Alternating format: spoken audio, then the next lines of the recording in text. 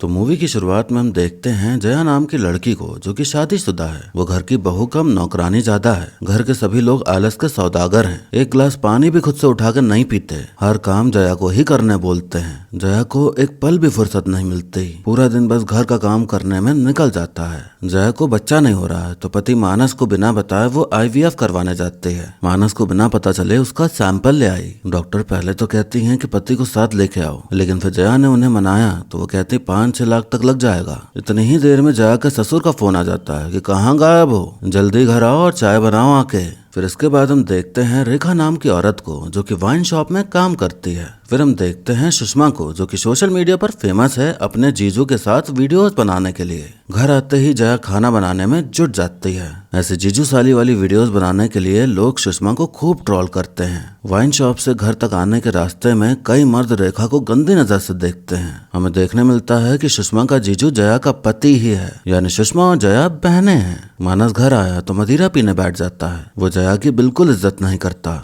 रात में जया को उसकी माँ का कॉल आता है, जो कि थी रेखा ही। वो गला फाड़ फाड़ के रो रही होती हैं। वो सुषमा को भी कॉन्फ्रेंस पे लेने को कहती हैं। सुषमा और जया की बनती नहीं है। सुषमा जया की सगी बहन नहीं है और वो उसके पति के साथ वैसी वीडियोस बनाती है, तो इसलिए भी वो उसे पसंद नहीं करती। तभी माँ बताती है कि सामने वाले गुप्ता जी नहीं रहे, मेरे हाथों उनका खून हो गया है, तुम दोनों जल्दी आ जाओ। रेखा 22 साल की थी जब सुकुमार से शादी करके वो इस आदर्श कॉलोनी में आई। उसकी खूबसूरती देख पूरे मोहल्ले की नजर उस पर टिक गई। उसका स्लीवलेस ब्लाउज देख के मोहल्ले वालों को समझ आ गया कि उसके चाल चलन सही नहीं है। रेखा ने मोहल्ले के सभी मर्दों को स्कैन किया। उसकी गंदी नजर पड़ी सामने वाले घर में रहने वाले चरित्र कुमार गुप्ता पर। गुप्ता जी को देखते ही उन पर वो डोरे डालने लगी। रेखा हर रोज उन्हें रिझाती, लेकिन गुप्ता जी सीधे मर्द थे तो वो उसे भाव नहीं देते थे। जब शादी के 7वें महीने में ही जया हो गई तो रेखा की असलियत खुद ब खुद सामने आ गई। इतवार के दिन वो सुकुमार को छत पे बैठा के उसकी मालिश करती थी। मोहल्ले का पूरा मर्द समाज दूरबीन लगाकर उसे देखता था।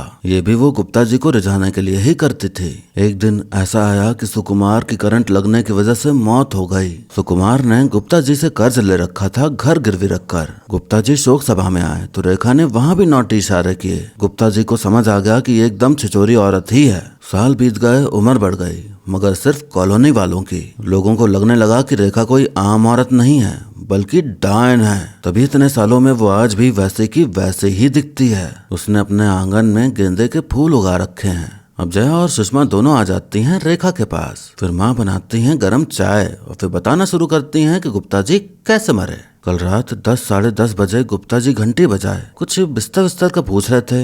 हम समझ नहीं पाए। हमको लगा शादी का घर है, मेहमान लोग के लिए बिस्तर चाहिए होगा। हम जैसे ही दरवाजा खोले वो एकदम से अंदर आ गए और हमारे साथ बदतमीजी करने लगे। हम जैसे ही अंदर गए वो हमारे पीछे आ गए। फिर एकदम से घोड़े के जैसा हिनहिनाए और हमारे ऊपर ही चढ़ गए। हम जोर से धक्का दिए तो वो कई सारे सामान से लड़ते भिड़ते नीचे गिरे। नीचे सलपट्टे पर उनका सिर टकराया और वो फिर मर गए। जया कहती सेल्फ डिफेंस में किया है ना, तो पुलिस को सच बता देते हैं। सुषमा कहती पुलिस और मोहल्ले वालों को यकीन ही नहीं होगा इस कहानी पर। फिर सुषमा और जया दोनों झगड़ पड़ते हैं। उनकी बिल्कुल भी नहीं बनती, बात बात पर झगड़ते हैं। रेखा कहती है पुलिस को नहीं बुलाएंगे, हमारे पास एक आइडिया है। ये मर तो चुके ही हैं, आज रात इनको कंबल में लपेट के इनको नाला में फेंक आते हैं। अब हम देखते हैं गुप्ता आंटी को। वो सुबह उठी तो देखा कि गुप्ता जी घर पे नहीं है। गुप्ता जी के 2 बच्चे हैं, एक लड़का है और एक लड़की है गोल्डी नाम की। लड़की की शादी होने वाली है। गुप्ता आंटी गुप्ता जी को फोन लगाती हैं तो फोन तो रेखा के घर पे ही था। फोन नहीं उठा तो गुप्ता आंटी वॉइस मैसेज भेजती हैं। कहती कल रात को जो डोज दिए हैं वो भूल गए क्या? जब कह दिया है कि तुम्हारी ललिता मैडम को नहीं बुलाएंगे शादी में तो नहीं बुलाएंगे। ये तीनों वॉइस मैसेज सुनने में लगी हुई थी। आंटी कहती जवाब काहे नहीं दे रहा गुप्ता जी, नीला टिक दिख रहा है हमको। हमें देखने मिलता है कि रेखा की घर की बाउंड्री पर लिखा है रेखा का देखा।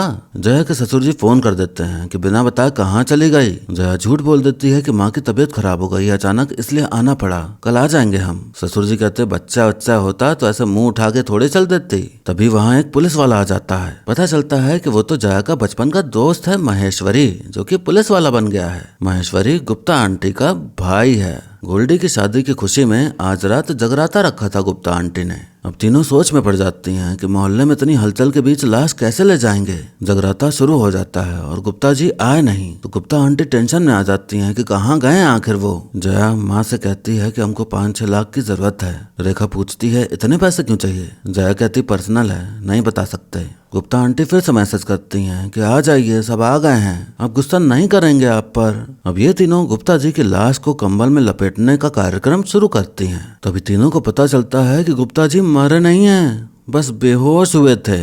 जगराते में हम गोल्डी को गाना गाते हुए देखते हैं, बहुत अच्छा गाती है वो। रेखा गुप्ता जी के हाथ पैर बांध रही होती है। गुप्ता जी का फोन सुषमा के हाथ में था। वो देखती है कि माँ ने ही गुप्ता जी को मैसेज किया था, वो भी 3 पत्ती खेलने के लिए। दोनों कहती है अब सच सच बताओ हुआ क्या था रात में, काहे बुलाई थी गुप्ता जी को तुम। रेखा बताती है कि हम वाइन शॉप से 5-6 लाख रुपए उठाए थे। गुप्ता जी वहाँ का अकाउंट्स देखते हैं, उनको पता चल गया कि हमने पैसा लिया है। हमने उनको समझाया कि चोरी नहीं किए हैं, वापस रख देंगे पैसे, संस्कार भाई को मत बताइएगा। लेकिन ये बोले हम तो कल ही बताएंगे। हम सोचे एक और बार बात कर लेते हैं, इसलिए हम इनको मैसेज करके बुलाए। फिर उसके बाद सब वैसा ही हुआ जो हम पहले बताए, बस ये हमारे नहीं है, जिंदा है। हम पैसा 2 दिन में वापस रख देंगे, लेकिन उससे पहले ये बाहर जाके सब बक देगा, इसलिए इसका यहीं रहना सही है। जया कहती हम तो जा रहे हैं, हमको नहीं भागीदारी बनना इसमें। माँ कहती तुमको भी तो पैसे की जरूरत है ना। जया ये सुनकर फिर रुक जाती है। अगली सुबह गुप्ता आंटी देखती हैं कि गोल्डी सुषमा से बतिया रही है। वो चिल्ला के कहती यहाँ आ जाओ। शादी से पहले नजर लग जाती है लोगों की।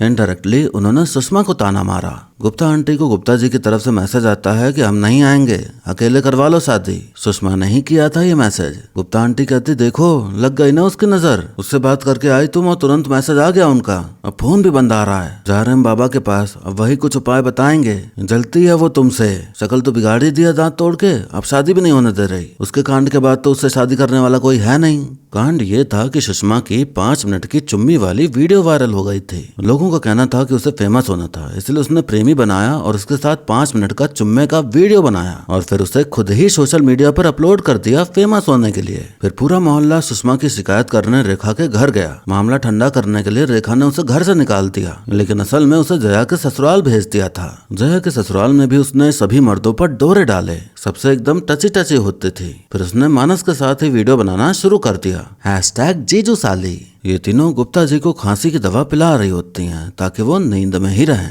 अब गुप्ता आंटी आ जाती हैं लड्डू देने। तीनों किसी तरह बातों में फंसा के उन्हें भगा रही होती हैं, पर उन्हें घर के अंदर ही घुसना था। ठंडा पानी लाने का बोल कर तीनों को भेज दिया और फिर घर के अंदर घुसी और जादू टोने वाला नारियल गमले में छुपा दिया। गुप्ता जी को किचन में रखा हुआ था। गुप्ता आंटी जा रही थी वहाँ पर, लेकिन तभी गोल्डी आ जाती है उन्हें बुलाने, तो वो चली जाती हैं। गुप्ता जी जो तेल लगाते हैं उसकी सुगंध आई थी रेखा के घर में गुप्ता आंटी को। उन्हें तो यकीन हो गया था कि गुप्ता जी वही हैं। वो अपने भाई महेश्वरी से कहती हैं कि जया से मिलने के बहाने घर की छानबीन करके आओ। ये तीनों गुप्ता जी को शिफ्ट कर रहे थे कि तभी महेश्वरी घंटी बजा देता है। जया दरवाजा खोले बिना खिड़की से ही बतियाने लगती है। तब तक दोनों गुप्ता जी को एक कमरे में बंद कर देते हैं। जया कहती चलो स्कूल चलते हैं, स्कूल टाइम की यादें ताजा करने। अब जया के बारे में बताया जाता है कि जया रानी बड़ी सयानी, दिखने में बहुत अच्छी, लेकिन असल में बहुत चालाक। एक बार उसकी सहेली को लड़के वाले देखने आए। जया वहीं पर थी। वो लड़का मानस था। जब जया को पता चला कि लड़का बड़े घर का है तो छुपके से उसे रिझाने लगी। मानस सुसु करने के बहाने उससे मिलने किचन में आ गया। सबने उनको चिपका चिपकी करते देख लिया।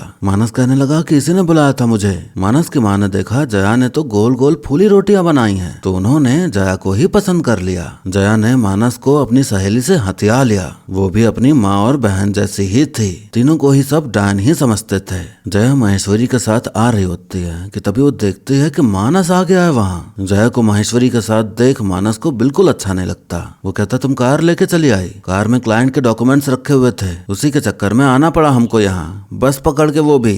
और तुम तो बोली थी कि मम्मी जी बीमार हैं, ये तो भली चंगी लग रही हैं। रेखा फिर रोने की एक्टिंग करते हुए कहती असल बात यह है कि हम बहुत अकेला महसूस कर रहे थे, इसलिए हम दोनों को बुला लिए।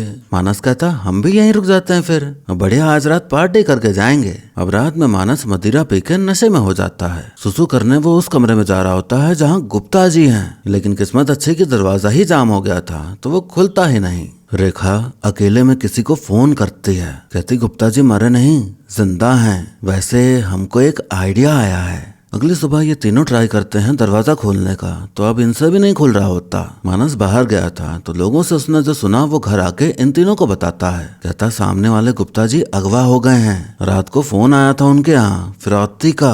अब ये तीनों एक दूसरे पे शक करने लगते हैं कि किसने मांगी फिरौती। फिरौती का कॉल गोल्डी के पास आया था। 5-6 लाख रुपए मांगे था अपहरणकर्ता ने, आज रात ही देना था पैसा। कॉलोनी वालों का मानना था कि रेखा हमेशा से पैसों की भूखी थी। सुकुमार के जाने के बाद अपना कर्जा उतारने के बहाने अपने घर में कई तरह के धंधे चलाए। पहले बिजनेस में उसने नाइटी बेचना शुरू किया, फिर उसने अकेले अविवाहित रहने वाले मर्दों को टिफिन सर्विस देना शुरू किया। लोगों का कहना था कि टिफिन के डब्बों में नशा करने वाला पदार्थ होता था। फिर उसके बाद उसने साइबर कैफे खोला। लोग कहते हैं कि उस कैफे में अश्लील वीडियो देखने की फैसिलिटी दी जाती थी। ये इतना चला कि उसका सारा कर्जा उतर गया। लोग ये भी कहते हैं कि मर्द कैफे के अंदर जाते तो थे पर बाहर नहीं आते थे। कहा जाता है कि वो मर्द गेंदे के फूलों के नीचे गड़े हुए हैं। रेखा का असली व्यापार तो फिरौती लेना था। जया सुषमा पे शक कर रही होती है कि उसने मांगी है फिरौती, फॉलोअर्स खरीदने होंगे इसलिए मांगी होगी। माँ कहती पैसों की जरूरत तो तुमको भी थी ना, तो तुम भी तो मांग सकती हो। रात के अंधेरे में हमारा गहना चुरा के फुर हो गई थी तुम तो। जया कहती तो क्या करते, तुम्हारा जो मसाज वाला रेपुटेशन है, हमारे ससुर कंडीशन रखे थे कि तुम शादी में नहीं आओगी तो ही शादी कराएंगे। रेखा कहती तुम्हारे पापा ही जिद करके छत पे मसाज करवाते थे, हम तो कितनी बार बोले घर के अंदर करवाओ लेकिन माना ही नहीं। जया कहती चोरी नहीं किए गहना हम, शादी होती तो देते ही ना हमको।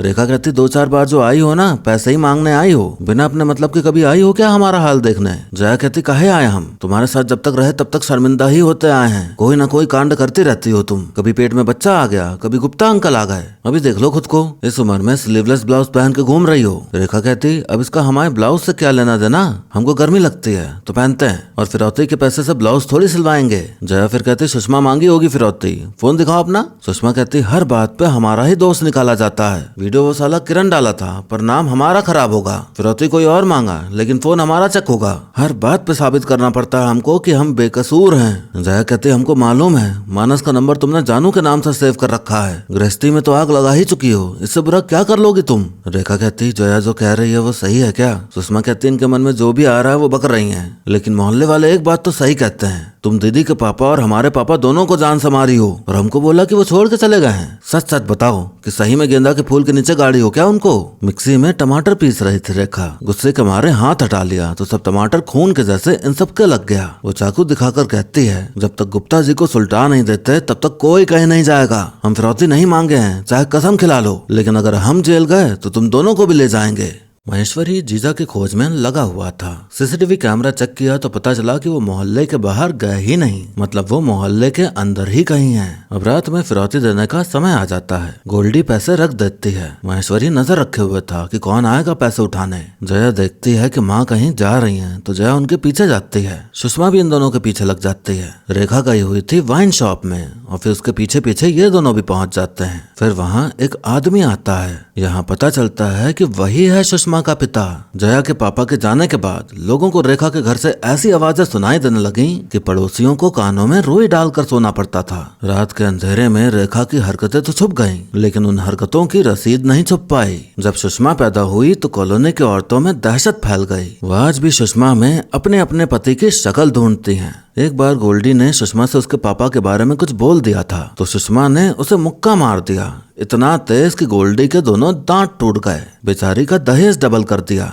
आज उसके पिता उसके सामने थे। सुषमा पूछती है आप चले क्यों गए थे और कभी मिलने क्यों नहीं आए। रेखा कहती जब तुम होने वाली थी तो इनको अंडर कवर मिशन में भेजा गया था सरकार द्वारा। यहाँ पता चलता है कि वो आदमी आर्मी में था। रेखा कहती पैसे लाए हैं क्या, लाइए वापस रख देते हैं। जया कहती पैसे आपके पास ही थे क्या। रेखा कहती आधा ही था, उस रात हड़बड़ी में ये बैग भूल गए थे। अब यहाँ पता चलता है कि गुप्ता जी जब आए थे तो ये भी था वहाँ। रेखा बताती है कि 10 दिन पहले हमने इनको 3 लाख दिए थे, उस दिन हम 2.5 लाख और निकाले थे। गुप्ता जी हमारे जाने के बाद आए और कैश में कमी पकड़ लिए। वो हमको फोन पे धमकाए कि वाइन शॉप के ओनर संस्कार भाई को सब बता देंगे। हम सोचे ये तो है ही साथ में, तो यही समझा देंगे उन्हें। ये पैसा अपने लिए नहीं मांगे हैं, दुकान के लिए मांगे हैं। रिटायर होने के बाद ये हमारे साथ सिक्योरिटी एजेंसी खोलेंगे। जया कहती तो यही फिरौती मांगे होंगे क्योंकि पैसे तो इनको भी चाहिए और हम तीनों के अलावा सिर्फ इन्हें ही पता है कि गुप्ता जी हमारे यहाँ हैं, तो अब तो ये जेल जाएंगे। आदमी कहता जेल तुमको मजाक लगता है क्या, कभी डंडा खाया है क्या वहाँ का। तुम रेखा हमको फंसाने के लिए बुलाई हो ना? ये आधे पैसे वाला बैग न भूले होते तो अब तक नेपाल में होते हम। तुमसे आशिकी लड़ा लड़ा के पक गए हैं हम वांटेड चल रहे हैं, हर 2-3 महीने में पकड़े जाते हैं। रेखा आदमी को आर्मी वाला समझती थी, पर असल में वो था फ्रॉडिया चोर, जिसने रेखा के साथ प्यार का नाटक किया और फिर पैसे लेके रफू चक्कर होने जा रहा था। जया पैसों वाला बैग नहीं दे रही होती तो वो सुषमा के गले पे चाकू रख देता है। अपनी बेटी की जान बचाने के लिए रेखा बैग दे देती है और वो भाग जाता है पैसे लेकर। महेश्वरी नजर रखते रखते घोड़े बेच के सो गया था। जब नींद खुली तो देखा कि पैसे ले गया फिरौती मांगने वाला। मानस घर पर नशा करके आंख खोलकर सो रहा होता है। सुषमा किसी तरह कमरे का दरवाजा खोल लेती है और गुप्ता जी को आजाद करने लगती है। कहती इसकी बेटी की शादी होने जा रही है, इसे जाने दो। रेखा कहती अपने ऊपर मत लो सब कुछ, वो आदमी ही बुरा था। सुषमा कहती तुम कैसी औरत हो, बिना देखे बुझे किसी के साथ भी बच्चा कर लेती हो, तुम्हारा जवानी तो ढलता ही नहीं है, कहीं तो रुको, अब अगला किसका नंबर है? हाँ?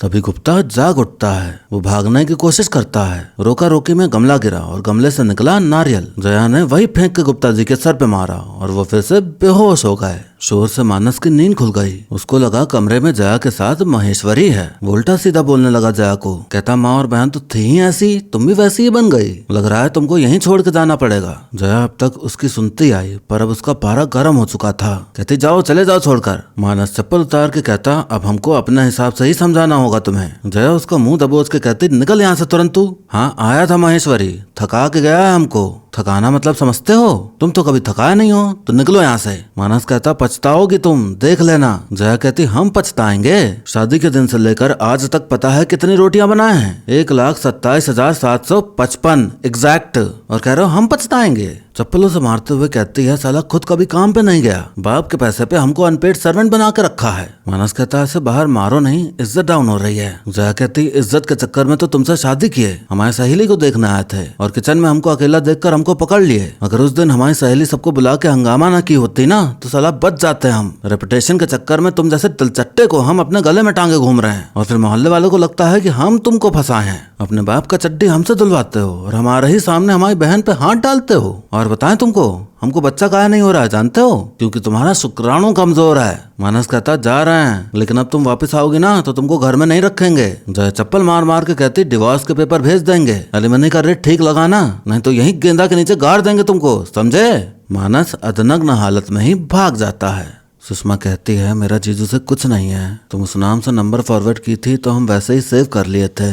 एक वीडियो बनाए थे और वो वायरल हो गई तो इसलिए वीडियो बनाते थे साथ में, मजबूरी थी हमारी। अगली सुबह रेखा देखती है कि गुप्ता जी खुद को छुड़ा के अपने घर पहुंच गए हैं। अब ये तीनों समझ लेते हैं कि अब खेल खत्म, अब तो जेल जाना निश्चित है। गुप्ता जी घर तो पहुंच गए पर कुछ बोल नहीं रहे होते।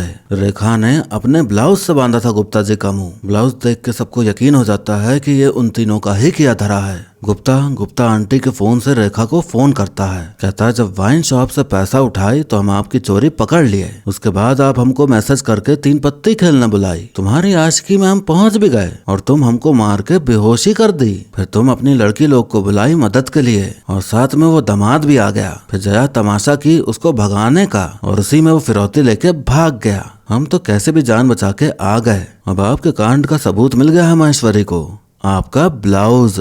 अगर हम मुंह खोले तो आपको जेल जाने से कोई रोक नहीं पाएगा। अब आपको बचना है तो हमारा कहा मानिए, आप घर खाली कर दो, हमारे नाम कर दो, हमारा मुंह नहीं खुलेगा। फिर जरा सोचिए, मोहल्ले वालों को ये बात पता चल गई कि आजकल आपका नया धंधा आदमी लोग को घर में बुलाना और फिर फिरौती मांगना है, तो आपका क्या हाल होगा आप जानती हैं ना। इस बार आप भीड़ को रोक नहीं पाएंगे। पिछली बार क्या हुआ था भूल गई हैं क्या? जब रेखा ने साइबर कैफे खोला तो लोगों ने अपने मन में ही सोच लिया कि उसके घर में गंदा काम होता है। फिर लोगों की भीड़ आई और घर पर हमला कर दिया, कंप्यूटर वगैरह सब सामान तोड़ डाला। रेखा डर के मारे दोनों बच्चियों को लेके छुप गई। भीड़ के गुस्से के आगे वो कुछ ना कर पाई। कोई अश्लील वीडियो वाला काम नहीं होता था, सिर्फ साइबर कैफे था वो। लेकिन गुप्ता गलत अफवाहें फैलाता रहता था मोहल्ले में रेखा के बारे में। रेखा बेटियों से कहती है ये घर हम नहीं देंगे, तुम लोग के लिए ये घर ही बचा है सिर्फ, अगर ये भी दे दिए तो हमारी उम्र में हमारी जैसी ही जिंदगी हो जाएगी तुम्हारी, हम जेल चले जाएंगे,